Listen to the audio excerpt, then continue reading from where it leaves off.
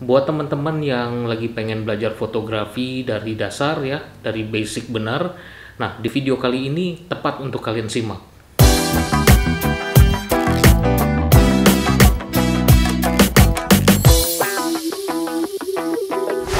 Assalamualaikum warahmatullahi wabarakatuh. Salam sejahtera. Bersama saya Bode. Welcome to Bodelicious Channel. Di video kali ini khusus untuk para pemula yang pengen belajar fotografi dari basic, dari dasar, dan memang sebelumnya belum punya sama sekali ya dasar fotografi ya, dan mungkin udah punya kamera tapi selama ini cuman bisa fokus jepret gitu ya, atau baru beli kamera belum tahu settingan apa-apa. Nah, di video kali ini tepat untuk kalian simak. Di video kali ini saya akan menjelaskan dengan bahasa dan menjelaskan dengan cara saya ya. Semoga penjelasan saya cukup mudah untuk dimengerti sama teman-teman. Sebelum saya menjelaskan gimana sih caranya kita motret, saya akan menjelaskan secara singkat pengertian dasar, prinsip dasar dari fotografi itu sendiri. Yang pertama, pengertian dari fotografi.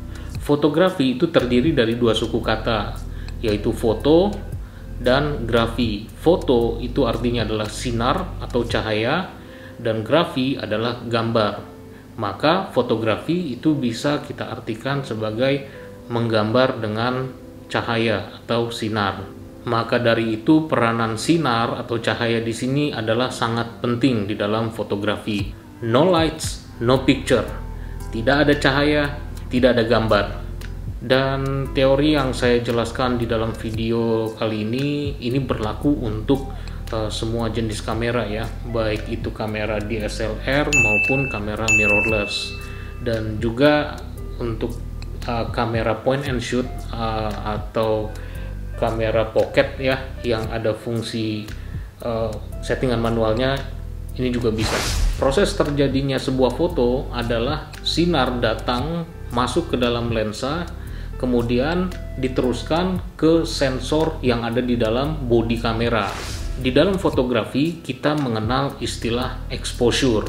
Exposure yang dimaksud di sini adalah jumlah atau volume paparan sinar yang masuk ke dalam sensor kamera. Dan kita sebagai fotografer menentukan nilai exposure yang tepat atau balance, tidak kurang dan juga tidak berlebih. Dan exposure yang tepat ini disebut dengan correct exposure atau exposure yang tepat. Bila cahaya yang diterima oleh sensor kamera berlebihan, maka hasil foto kita akan menjadi terlalu terang, dan ini kita sebut dengan overexposed. Dan sebaliknya, apabila cahaya yang diterima oleh kamera kurang, maka hasil foto pun juga akan menjadi gelap, dan ini kita sebut dengan istilah underexposed. Untuk mengontrol exposure kita, apakah exposure kita itu sudah tepat, sudah balance, kita bisa melihatnya di jendela bidik kita atau di LCD kamera kita. Itu ada indikator atau exposure meter bar ya. Jadi kita bisa lihat di situ posisi jarum indikatornya. Bila dia ada di tengah, itu artinya exposure kita sudah tepat. Di tengah itu biasanya 0 posisinya. Dan apabila jarum indikator ada di area plus, maka itu artinya cahaya yang masuk atau diterima oleh sensor itu berlebihan. Dan sebaliknya, apabila posisi jarum indikator berada di area negatif atau minus, itu artinya cahaya yang diterima oleh sensor kurang. Nah, kemudian faktor apa saja yang menentukan exposure tersebut? Dalam exposure ada 3 faktor, yaitu aperture, speed, dan ISO. Di mana ketiga faktor ini, aperture, speed, dan ISO, itu kita kenal dengan istilah segitiga exposure atau exposure triangle. Faktor yang pertama yaitu aperture. Aperture adalah satu fungsi yang ada pada bagian lensa kamera. Aperture itu biasa juga dikenal dengan sebutan diafragma, terus kemudian sebutannya juga ada f-stop number, atau juga kita simple menyebutnya dengan bukaan.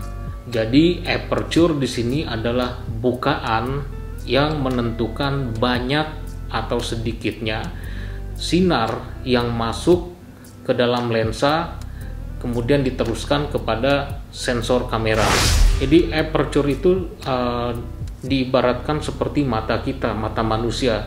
Apabila cahaya yang kita terima sangat banyak, maka secara refleks mata kita akan mengecilkan bukaannya. Jadi kita kayak menyipitkan mata kita.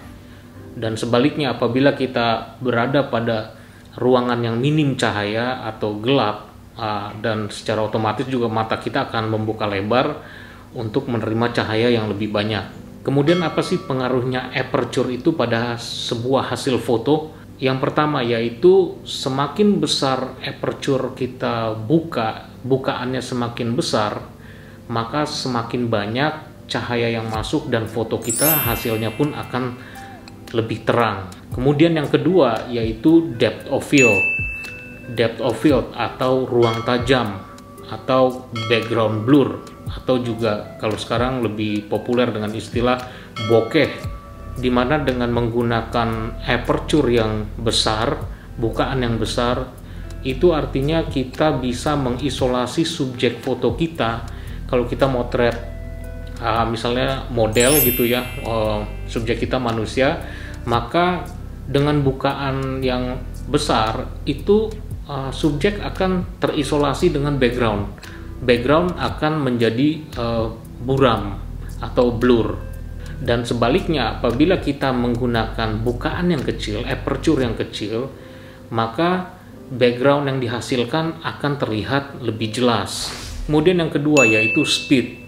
Speed di sini adalah kecepatan shutter atau jendela rana yang mengatur cepat atau lambatnya dalam membuka dan menutup shutter, sehingga gerakan menutup dan membukanya shutter di sini mempengaruhi banyak atau sedikitnya cahaya yang masuk ke dalam sensor kamera. Kemudian yang ketiga yaitu ISO.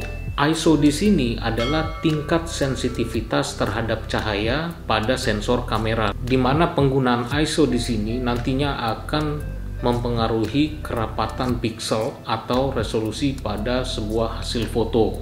Pada kamera kita terdapat ISO rendah dan juga ISO tinggi.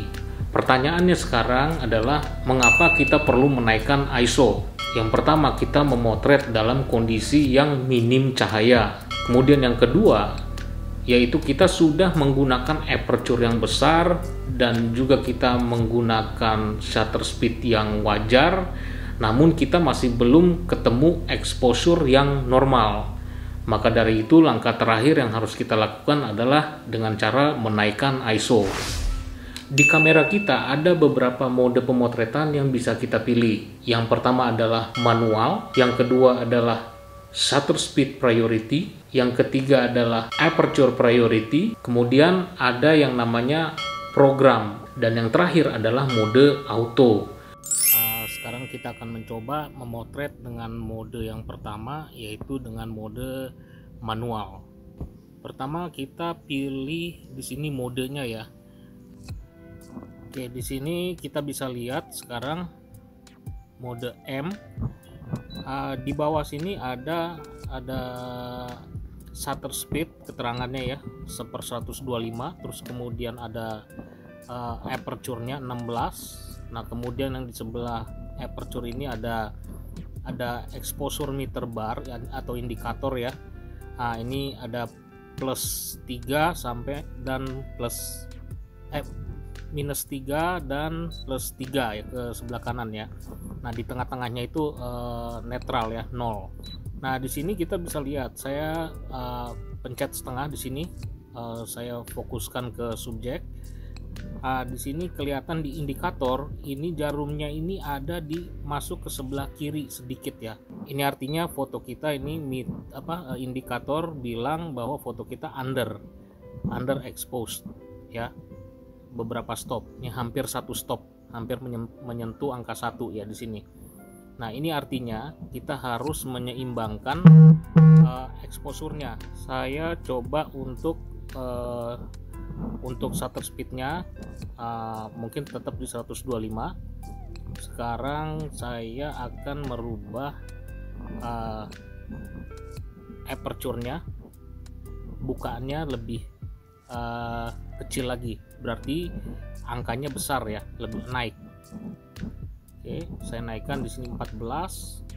Nah, ini bisa kita lihat ya, tadi di 16 startnya, dan indikator di sini menunjukkan foto kita under exposed. Ini dia jarumnya ada di wilayah minus, di area negatif ya. Ini minus 2/3 stop ya saat ini. Nah, saya pencet autofocus, 2/3 stop ini minusnya, undernya. Berarti saya coba naikkan kecilkan bukaan dari aperture-nya.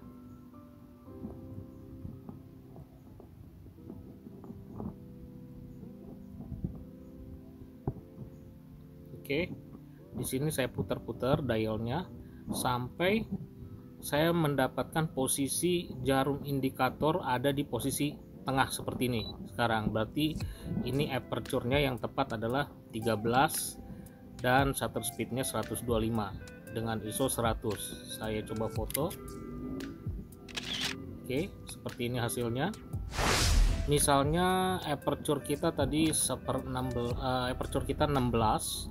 Saya mau exposure kita tepat, tapi bukan aperture-nya yang saya rubah, tapi speednya. Nah, di sini misalnya berarti speednya saya rubah menjadi lebih lambat. Nah, saya putar sampai jarum indikator berada di tengah nih. Nah, sekarang tadi kita dari 1/125, saya putar, saya lambatkan ya shutter speednya. Nah, ini saya ada di 1/80 detik dengan aperture 16. Jadi untuk kita mengetahui exposure kita sudah tepat, sudah balance, nah kita bisa lihat berpatokan sama indikator yang ada di kamera kita ya, seperti yang kelihatan di display sekarang ini.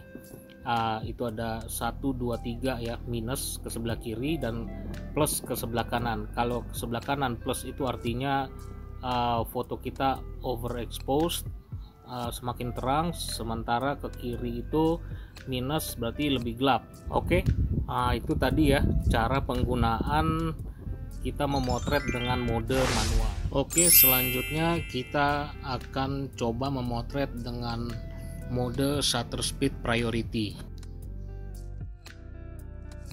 Jadi penggunaan shutter speed priority di sini saya hanya bisa merubah-rubah nilai dari shutter speed. Nah, seperti kita lihat di sini ya, ini saya rubah 1/2000, 1/2500. Nah, ini aperture-nya akan mengikuti.